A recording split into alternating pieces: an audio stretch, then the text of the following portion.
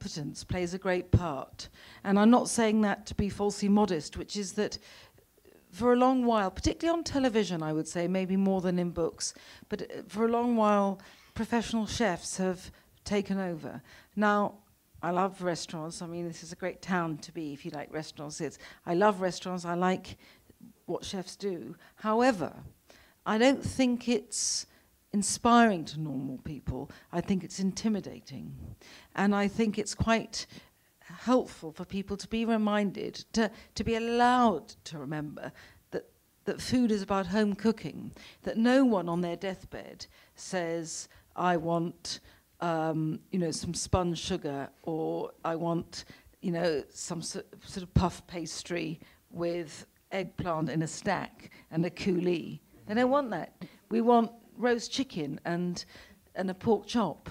And I think those sorts of things are important, and I feel that the home cook has always been made to feel defensive, and yet there are so many liberties you have as a home cook that you don't have as a chef, which is that a chef doesn't know who's going to order what, so you have to be able to do something at the last minute. And also, because people pay in restaurants, they want novelty. They want to be somehow to feel that this is something they couldn't do at home. But when you invite your friends, you know how many people are coming, and you know what you can cook, and you're not charging them when you start. I hope you're not. So you don't feel you have to do something that they say, oh, I've never had this before.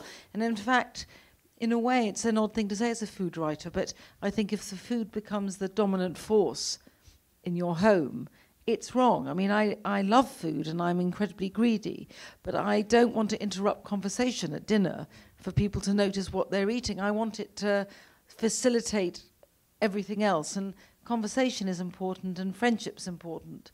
And those to me are perhaps uppermost, and I concentrate on those, to go back to your question, a lot when I write. How did you obtain the responsibility of overseeing the menu and preparations for the lunch hosted by Tony Blair at Downing Street for George and Laura Bush during their state visit?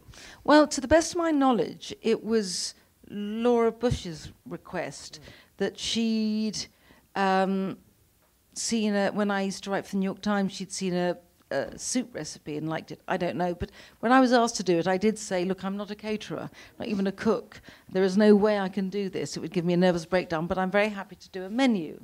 And I was interested to do a menu. I felt there's lots of British produce that I was proud of and I wanted to show. And I also did an apple pie, because I felt that, the saying is as American as apple pie, but really we got there first.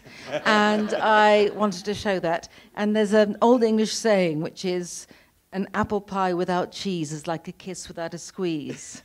And I put a bit of cheddar in my pie crust. But it just interested me. Actually, the funniest thing about that was, while I was...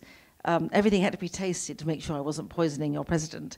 And at one stage, this huge Secret Service man came up to me, and I thought, what have I done? And he came up to me and he said, Miss, you have a bit of lint on your jumper, and he's sweating. He just pressed it off. It was a very funny moment. But I didn't really, all I did is I did the menu, and I felt that there was an argument to be made for good, simple food rather than, so it was like, baked ham, and it was very plain food. It wasn't, chefy food. I know and like Martha Stewart, and I would say that she is genuinely herself, and I am what I am, and she is someone really who gets around to putting her photos in a photo album, and I'm really someone who has them still in boxes under the bed.